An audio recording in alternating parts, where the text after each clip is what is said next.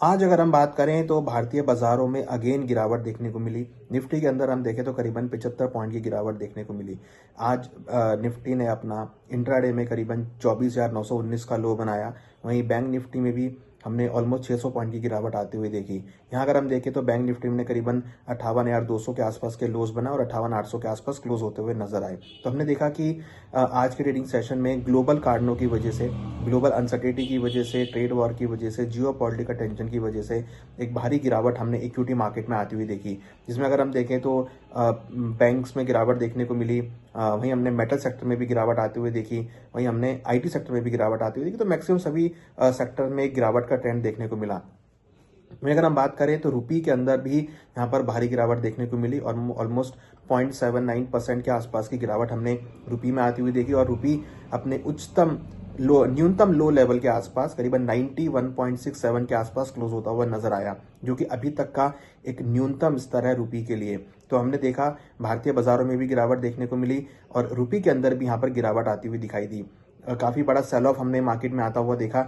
कहीं ना कहीं हमने देखा कि इंटरनेशनल कारणों में जिस तरीके से जियो पॉलिटिकल कंसर्न्स देखने को मिले, वहीं हमने एफआईएस की सेलिंग भी यहाँ पर आती हुई देखी, जिसकी वजह से भारतीय बाजारों में गिरावट देखने को मिली। तो जैसा हम एक्सपेक्ट कर रहे थे कि आने वाले दिनों में मार्केट जो है इंटरनेशनल कारणों की वजह से थोड़ी नीचे की तरफ आ सकती है, तो वैसे ट्रेंड यहाँ पर आता हुआ दिखाई दिया।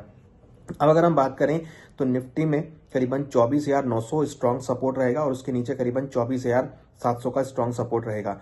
हायर साइड में 25,200 और 25,400 ये इंपॉर्टेंट रेजिस्टेंस लेवल रहेंगे।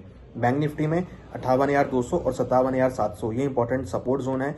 हायर साइड में करीबन 59,000 और 59,500 ये इंपॉर्टेंट रेजिस्टेंस लेवल होंगे। रुपी में यहाँ पर अभी जो गिरावट है वो कंटिन्यू हो सकती है और लग रहा है कि रुपी में 92 तक के लेवल देखने को मिल सकते हैं। रुपी के साथ साथ हमने देखा कि आज अगेन गोल्ड सिल्वर में नए हाइस बनते हुए नजर आए। गोल्ड ने अगर हम देखें तो करीबन ऑलमोस्ट 1,58,000 के आसपास के नए हाइस बनाए और सिल्वर में करीबन 3,35,000 के आसपास के नए हाइस बनते हुए नजर आए। आज हमने देखा नेचुरल गैस के भावों में भी ऑलमोस्ट 25% तक के उछाल नेचुरल गैस में देखने को मिला। जिस तरीके से यूएस के अंदर स्ट्रॉम आया था, उसकी वजह से नेचुरल गैस के भावों में तेजी देखने को मिली। तो जहां हम इक्विटी मार्केट में गिरावट होती हुई देख रहे हैं, वहीं हमने देखा कमोडिटी मार्केट में एक बाउंस बैक आता हुआ दिखाई दिया। और रुपी की गिरावट की वजह से भी हमने देखा कि कहीं ना कहीं मेटल्स के अंदर लोअर लेवल पर रिकवरी देखने को मिली। और रुपी की वजह से हमने देखा जो भी इंपोर्टेड कमोडिटीज थी सभी के अंदर एक रिकवरी का ट्रेंड ऊपर आता हुआ दिखाई दिया, क्योंकि लैंडिंग कॉस्ट यहाँ पर बढ़ती हुई नजर आई। क्रूड के अंदर भी हमने तेजी आती हुई देखी। तो लग रहा है कि आने वाले दिनों में जो अनसर्टेनिटी का माहौल है, जिस तरीके से डॉलर इंडेक्स गेन कर रहा है, लग रहा है कि रुपी के अंदर अभी और गिरावट यहाँ पे देखी जा सकती है। और इस अनसर्टेनिटी की वजह से कहीं ना कहीं जियो पॉलिटिकल टेंशन की वजह से एक सेव एंड डिमांड हम गोल्ड सिल्वर में आती हुई देख सकते हैं, कमोडिटी मार्केट में देख सकते हैं। वहीं हो सकता है कि थोड़ा सा मार्केट जो है अनस्टेबल सा होता हुआ दिखाई दे। और इक्विटी मार्केट में हम देख रहे हैं जिस तरीके से मार्केट अपने सपोर्ट लेवल ब्रेक करता हुआ जा रहा है, तो हो सकता है कि आगे भी कुछ सपोर्ट लेवल यहाँ पे ब्रेक होते हुए दिखाई दे। मगर कहीं ना कहीं जैसा कि हमने पहले भी डिस्कस किया था कि जो बजट है वो यहाँ पर इंपॉर्टेंट इवेंट है और इस बजट पर नजर रखनी चाहिए। कुछ ही दिनों में आपको यहाँ पर बजट आता हुआ दिखाई देगा और बजट से पूरी उम्मीद है कि मार्केट को एक नया सपोर्ट आता हुआ दिखाई देगा और मार्केट के अंदर दोबारा से जो रंगत है वो यहाँ पर लौटती हुई नजर आएगी।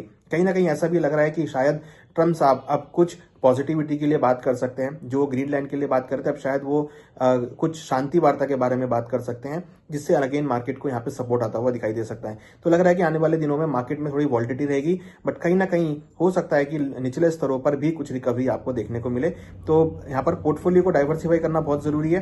तो हम देख रहे हैं कि कमोडिटी के अंदर अच्छा रिटर्न देखने को मिल रहा है, तो अपने पोर्टफोलियो को आप कमोडिटी में डाइवर्सिफाई भी कर सकते हैं।